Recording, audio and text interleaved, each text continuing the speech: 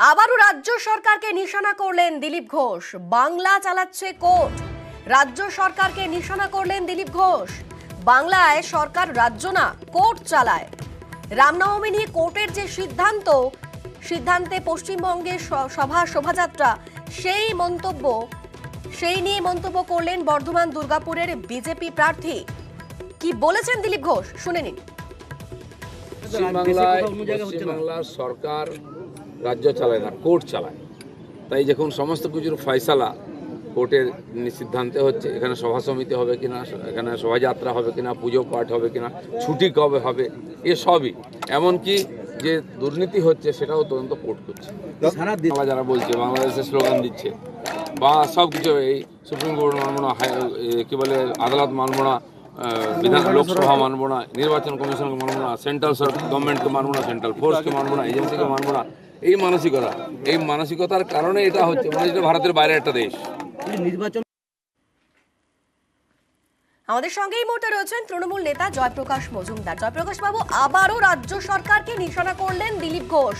তিনি বলছেন যে বাংলায় সরকার রাজ্য না, কোর্ট চালায়, আর সেই কোর্টের সিদ্ধান্তেই পশ্চিমবঙ্গে সভা হয়, শোভাযাত্রা হয়। কি বলবেন? না, কোর্ট যদি নির্দেশ দেয় তাতে অসুবিধাটা কি আছে? কোর্টের নির্দেশ যদি টাইম টু টাইম আসে দিলীপ ঘোষের, তাতে সমস্যা কি?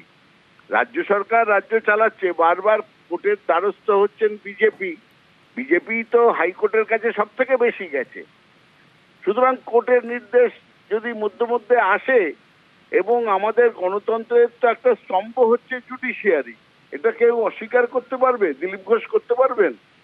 আইন ব্যবস্থা আছে, অন্যদিকে লেজিসলেটর আছে, মানে আইন যারা তৈরি করে, সরকার আছে, এবং সমস্তটা মিলেই চলে আমাদের শাসন ব্যবস্থা। কিন্তু দিল্লিতে কি হয়? দিল্লিতে সুপ্রিম কোর্ট যখন বলছে যে ইলেকটোরাল বন্ড অবৈধ, অসাংবিধানিক, তখন মোদির গায়ে ফোসকা পড়ছে কেন? এটার উত্তর তো দিতে হবে দিলীপ ঘোষকে। কোর্টের ব্যাপারে সব থেকে বেশি হস্তক্ষেপ কে করে? কোর্টকে, সেটা করে বিজেপি। তারা চায় ভারতবর্ষে যেন কোর্ট না থাকে। আমি দিলীপ ঘোষকে একটা কথা মনে করিয়ে দিচ্ছি আপনাদের মাধ্যমে। আরএসএস এর সমন্বয় বৈঠকে দিলীপ ঘোষ উপস্থিত ছিলেন। সেখানে আরএসএস এর প্রবক্তা বলেছিলেন, আমাদের দেশে কোর্টের কোনো প্রয়োজন নেই, জুডিশিয়ারির প্রয়োজন নেই। রামরাজ্য আমরা করব, যেখানে রাম যেরকম শাসনকর্তা ছিলেন আর বিচারকর্তাও ছিলেন। আমাদের প্রধানমন্ত্রী হবেন শাসনকর্তা এবং বিচারকর্তা। শাসন এবং বিচার একইভাবে একই লোকের হাতে থাকবে, আলাদা করে জুডিশিয়ারির দরকার নেই। এটা হচ্ছে আরএসএস এর যিনি মুখপাত্র ছিলেন তার অভিমত, আরএসএস এর অভিমত। দিলীপ ঘোষ শুনে মাথা নেড়েছিলেন। তাহলে সেই ভারতবর্ষ চাইছেন তো, একনায়কতন্ত্রের ভারতবর্ষ?